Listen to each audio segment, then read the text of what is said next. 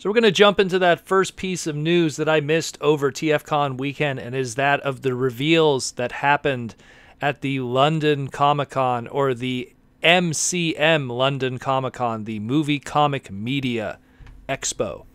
So we got a Hasbro panel, and they revealed what is going to be their next little gimmick going into the latter half of the Cyberverse line. Now, the thing that's going on is Cyberverse has already gone through its first rebranding. And what rebranding are is, we've seen this in the past where you'll have Armada and you'll have Unicron Battles Armada. Like, there's always a halfway point rebranding. Same thing like with, say, Cybertron. You had Cybertron, and then you had Primus Unleashed. You know, stuff like that. A lot of Transformers series, not all of them, but a lot of them kind of have a halfway point rebranding where there's something under. It's kind of to refresh it for retailers so they feel like they're getting something new, not just the same old. It really started with Beast Machines. Beast Machines was the first time we kind of got that, and they, you know, when a line might run the risk of being a little dry, and this is a way to kind of make Walmart think, hey, we're getting a new something here.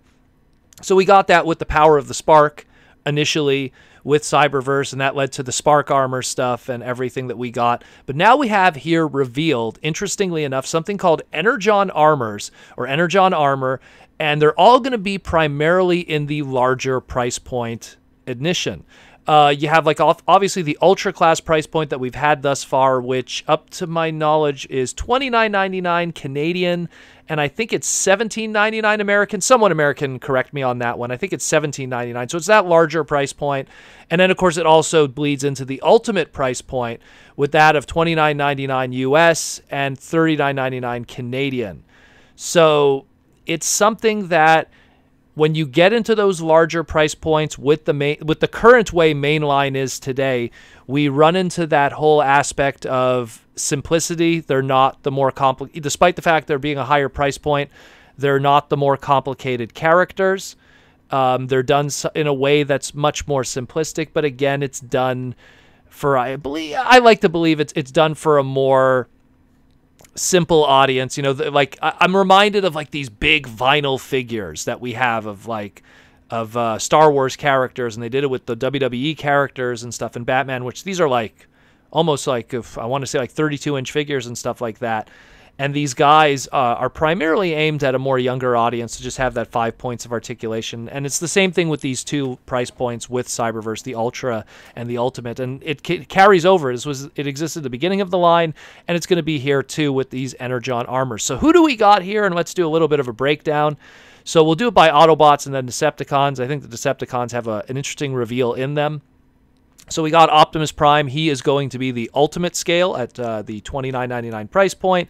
And he has his armor that looks very, very Knights looking, very something reminiscent of that of the Knights of Cybertron and what was going on with the last night with the movie stuff. So I feel like it's really pulling from that. And if you look at the details on the chest, maybe it's just me as a Hot Rod fan, but I'm seeing those little flames of valor, which was an idea that was created by Derek Wyatt with Animated, where, you know, oh, the Flames of Valor is wear it on the chest of certain characters, and that's why Trax has it and stuff like that in the animated continuity and Hot Rod. And so it looks like there's these little flames on his chest, but maybe it's just the sculpting. Maybe it's trying to do something that's medieval, and, you know, it's kind of like, you know, you look at a cloud and you see one thing, but it's really another. I like the way that he stores his axe, though. If you look at the alt mode there, the axe is kind of stored on top of his, like, head there, at, well, whatever, the front of the cab. It's kind of funny. But again, it's going to be an Ultimate class, simplistic and silly with the way it flips over these gimmicks. We jump to Bumblebee, and Bumblebee is sporting these two little Cybertronian sabers, as they're called here in the description. And, I mean, not much to say, really. Has a very Samurai Shogun kind of looking armor here.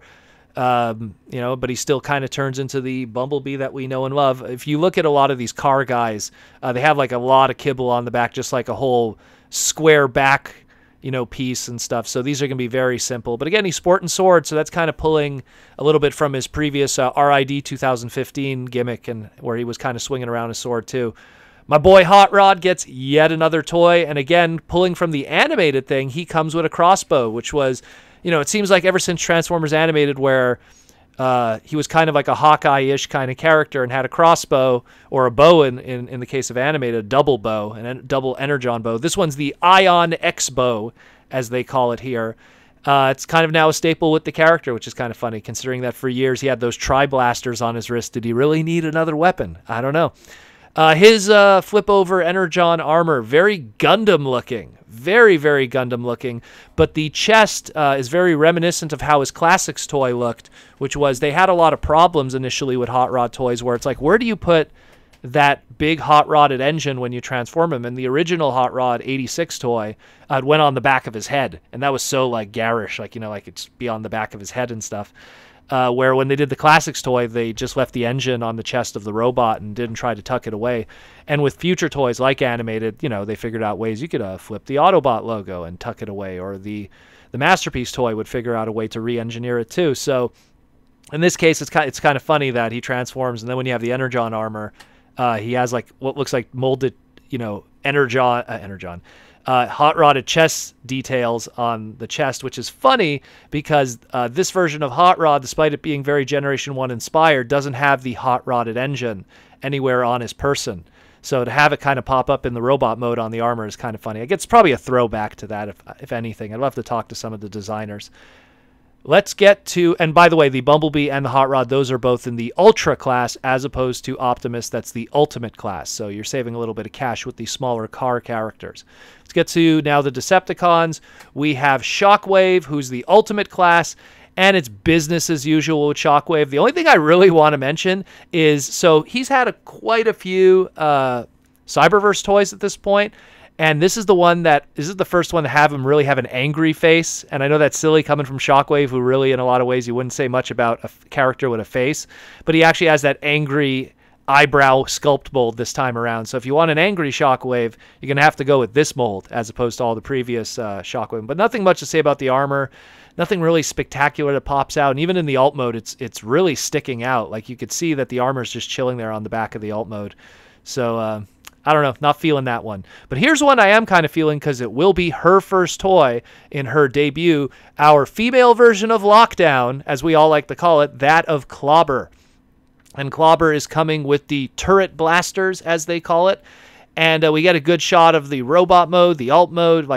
This is actually a pretty decent looking toy. It's kind of a shame we're not getting like a deluxe version.